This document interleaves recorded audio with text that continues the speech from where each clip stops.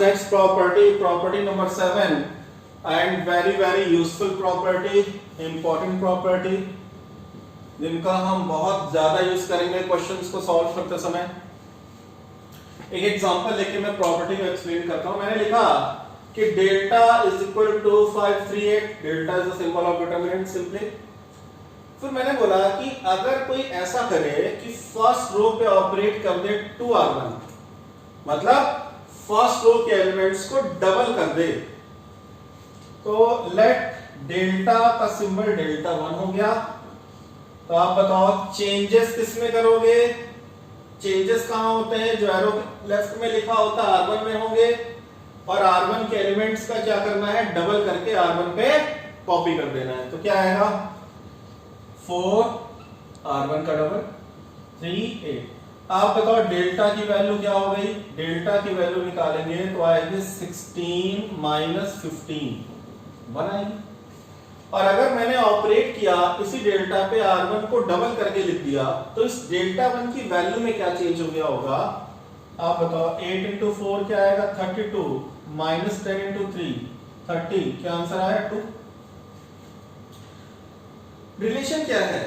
Relation ये है कि अगर हम किसी भी डिटरमिनेंट की किसी भी रो में या किसी भी कॉलम में किसी स्केलर से मल्टीप्लाई करते हैं, तो डिटरमिनेंट की वैल्यू भी उतने टाइम्स हो जाएगी। आपने फर्स्ट रो पे किससे मल्टीप्लाई किया?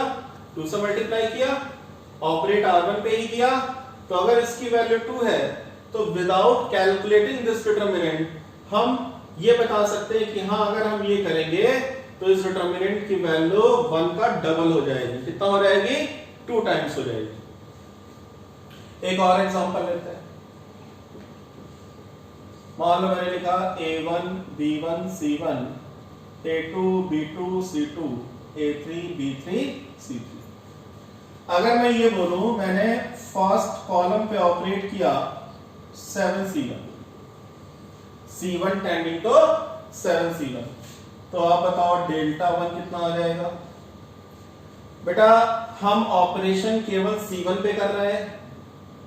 कैसे ऑपरेट कर रहे हैं? c1 के एलिमेंट्स को 7 टाइम्स करके लिख दो, तो यह आ जाएगा 7a1 7a2 7a3 b1 b2 b3 c1 c2 c3।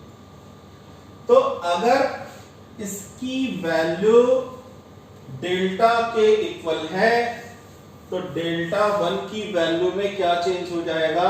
आपने c1 पे 7 c1 किया, तो this will become 7 times of this value delta।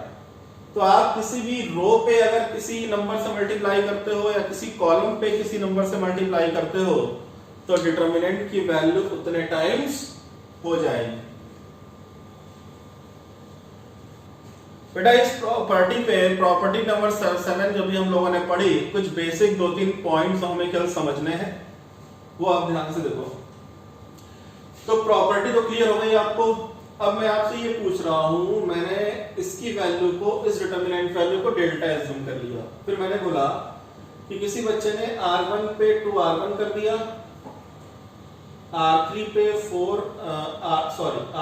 4r3 कर दिया, और r2 पे उसने 7r2 कर दिया।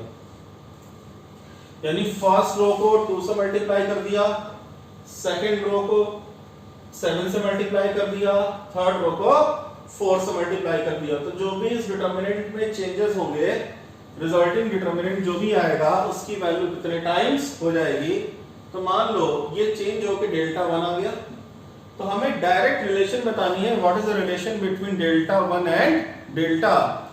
तो जितने टाइम्स किया है, फर्स्ट रो में 2 से मल्टीप्लाई किया है तो 2 टाइम्स बनाएगा, थर्ड रो में 4 से मल्टीप्लाई किया तो 4 टाइम्स और हो जाएगा, सेकंड रो को 7 टाइम्स किया है तो मोर 7 टाइम्स और हो जाएगा। तो टोटल कितने टाइम्स हो गया?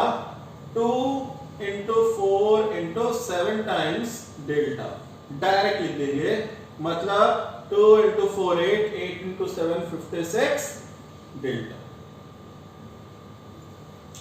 अगर यही मैं लिखूं, मैंने लिखा r1 पे मैंने के r1 ऑपरेट किया, R2 पे भी मैंने के R2 ऑपरेट किया और R3 पे भी मैंने के R3 ऑपरेट किया, बट के नॉट इक्वल टू 0। तो आप बताओ, अगर ये डेल्टा है तो रिजल्टिंग डिटरमिनेंट डेल्टा 1 की वैल्यू टोटल कितने टाइम्स हो जाएगी? के R1 के कॉरस्पॉन्डिंग, फिर इंटू के R2 के कॉरस्पॉन्डिंग, इंटू के R3 के कॉरस्पॉन्डिंग, तो टोटल कितने टाइम्स हो जाएगी? के क्यूब डेल्टा। मतलब अगर हम इस डिटरमिनेंट की हर एक रो में के से मल्टीप्लाई कर दें, क्योंकि इसका ऑर्डर है 3 क्रॉस 3 का, तो जो नया डिटरमिनेंट आएगा वो के क्यूब टाइम्स हो जाएगा कितना? इस प्रीवियस डिटरमिनेंट का। ये थी property number 7। Class next very very important property,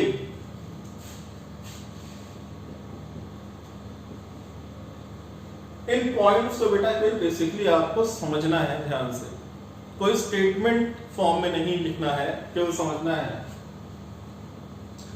class अगर हम ये बोले कि आप फर्स्ट रो से 5 कॉमन ले लो,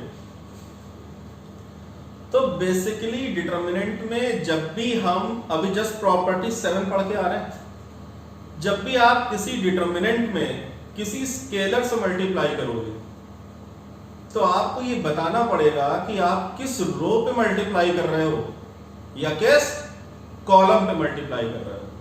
हम ऐसा नहीं बोलेंगे कि इस डिटरमिनेंट को 7 से मल्टीप्लाई कर दो। मतलब अगर ये बाहर लिखा है 7, ऐसे सोचो, मैंने लिखा 4 8 3 5, मतलब इस डिटरमिनेंट की वैल्यू का 7 टाइम्स, ये तो बोल रहा हूं। तो जब ये 7 अंदर जाएगा, जब ये 7 इनसाइड जाएगा, हर एक एलिमेंट पे नहीं जाएगा, हर एक एलिमेंट पे या तो ये किसी एक रो पे जाएगा या किसी एक कॉलम पे जाएगा। मैट्रिक्स में क्या होता था, अगर मैं ये मैट्रिक्स लिखूं, बाहर लिखूं 7 4 8 3 5 लिखूं, तो वहां स्केलर मल्टीप्लिकेशन मैट्रिक्स में कैसे होता था? ये जब 7 अंदर जाता था तो मैट्रिक्स के हर एक एलिमेंट को 7 टाइम्स बनाता था। तो हम लिखते थे 28 56 21 35, पर डिटरमिनेंट में ऐसा नहीं है। तो अगर मैं ये बोलूं कि मैट्रिक्स को 7 से मल्टीप्लाई कर दो, तो ये स्टेटमेंट सही है, ट्रू है, बट मैंने बोला कि डिटरमिनेंट को 7 से मल्टीप्लाई कर दो, तो इसका मीनिंग क्या है कि डिटरमिनेंट की वैल्यू को 7 से मल्टीप्लाई करो। और अगर आप इस 7 को अंदर ले जाके लिखना चाहते हो तो मैट्रिक्स वाला रूल एप्लीकेबल नहीं है। हम क्या करेंगे, आप इसको ऐसे लिख सकते हो, आप इसको फर्स्ट रो पे ले जाओ तो क्या आएगा 28 56, हम फिर केवल फर्स्ट रो पे ही डिस्ट्रीब्यूट करेंगे, फिर आएगा 3 और 5। या आप इसको ऐसे लिख सकते हो, ये सही है, या आप इसको फर्स्ट कॉलम पे ले आओ, आप इस 7 को फर्स्ट कॉलम पे ले आओ, क्या होगा 28 21 सेकंड कॉलम से में, ये भी सही है। आप इस 7 को चाहो तो केवल सेकंड कॉलम में ले आओ, फर्स्ट कॉलम डिस्टर्ब ना करो, या 7 को केवल सेकंड रो पे ले आओ, फर्स्ट रो को चेंज ना करो।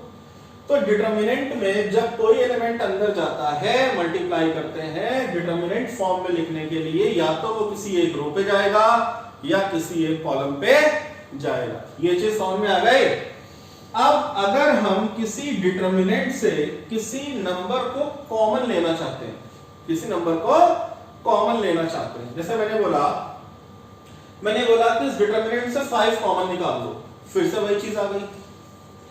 मैट्रिक्स में क्या होता था कि जब आप मैट्रिक्स से कोई एलिमेंट कॉमन निकालते थे, जब आप मैट्रिक्स से मान लो 5 कॉमन निकाला, कॉमन निकालने वाला एग्जांपल है 5 10 3 6, मैट्रिक्स से मैंने बोला 5 बाहर निकालो, 5 बाहर आ गया, तो मैट्रिक्स का हर एक एलिमेंट 5 से डिवाइड हो जाएगा। क्या आएगा 1 2 3/5 6/5। भाई यहाँ पे 5 का मल्टीपल है, बट ऐसा थोड़ी ना कि यहाँ से 5 कॉमन ही ले सकते हैं, 5 से डिवाइड हो जाएगा। बट मैट्रिक्स के केस में जब 5 बाहर आएगा तो हर एक एलिमेंट 5 से डिवाइड होगा। डिटरमिनेंट में भी केस उल्टा है। मैंने बोला 5 कॉमन निकालो, तो बताना पड़ेगा किस रो से कॉमन निकाले या किस कॉलम से कॉमन निकाले। तो we have to write proper statement taking common 5 from R1, यानी R1 से 5 बाहर निकालो, तो क्या होगा 5 बाहर आएगा, ये हो जाएगा 1 2। अब सेकेंड रो पे कोई भी चेंज नहीं होगा, तो डेल्टा को ऐसे भी लिखा जा सकता है। It means whenever we have to take a number or alphabet common from a determinant, then we have to mention, आपको प्रॉपरली स्टेटमेंट लिखना पड़ेगा कि वो नंबर या वो फैक्टर किस रो से या किस कॉलम से कॉमन निकाला गया है। आई थिंक बेटा ये बहुत इंपॉर्टेंट पॉइंट था, ये क्लियर हो गया होगा आपको।